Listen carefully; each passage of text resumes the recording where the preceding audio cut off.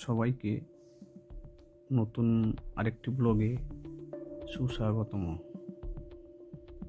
এর আগের ভিডিওতে আমরা দেখেছিলাম যে ছাগলের জ্বর, সর্দি ও পাতলা পায়খানার লক্ষণ কী, তারা কেমন করে থাকে, সেই সমস্ত আলোচনা। কিন্তু এই ভিডিওতে আমরা আলোচনা করব যে জ্বর, সর্দি ও পাতলা পায়খানা হলে কীরকম মেডিসিন বা কীরকম ওষুধপত্র দেওয়া যায়, তার যে প্রাথমিক ধারণাটুকু সেটি আলোচনা করব।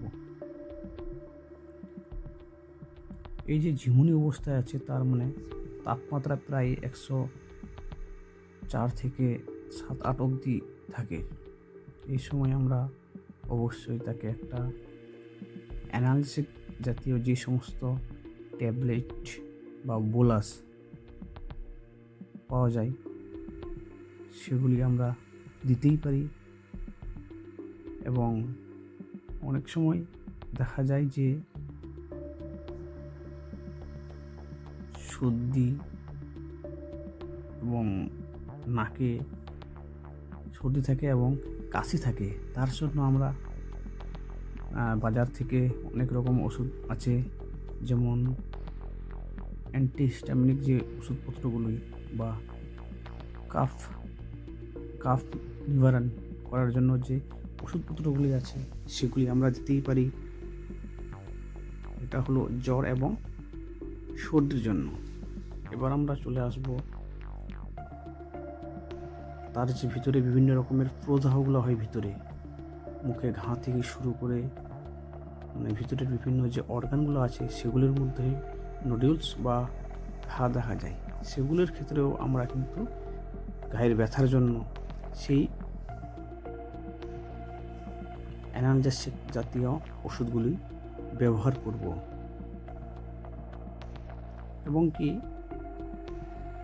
অনেক সময় দেখা যাবে যে ছাগলের প্রচুর পরিমাণে পাতলা পায়খানা হয়।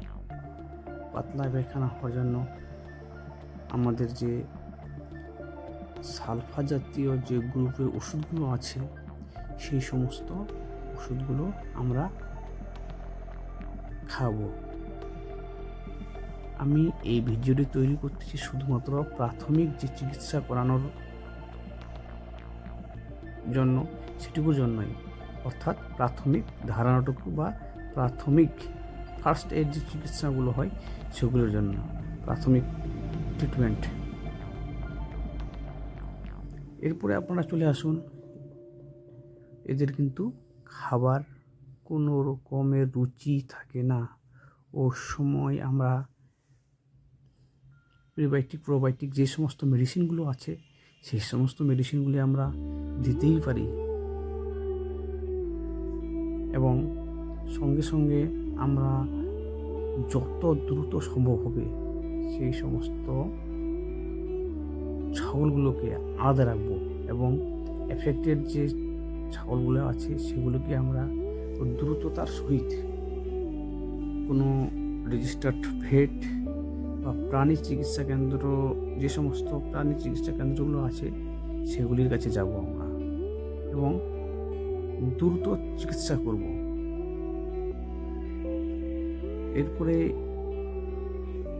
একটা কথা না বলে নয় যে এই সমস্ত যে রোগগুলি, জ্বর, সর্দি, পাতলা পায়খানা, এটাকে কথায় পিপিআর রোগও বলা হয় এবং এর জন্য নির্দিষ্ট কিন্তু কোনো রকমের চিকিৎসা নাই।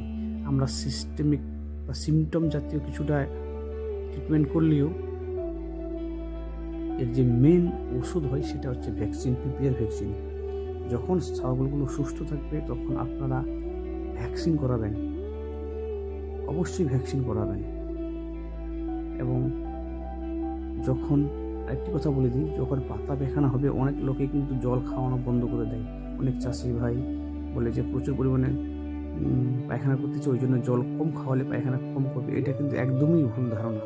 আপনারা যথেষ্ট পরিমাণে ওআরএস জাতীয় বা ওআরএস জাতীয় যে স্যালাইন খাবার সেই রকমের খাওয়াবেন। ওআরএস জাতীয় যত রকমের খাবার আছে সেই সমস্ত খাওয়াবেন, অর্থাৎ গুড়, লবণ, জল, সামান্য একটু লেবু মিশিয়ে যদি ওখানে খাওয়ানো যায় তাহলে ইমিউনিটি পাওয়ারটাই বেড়ে যায়।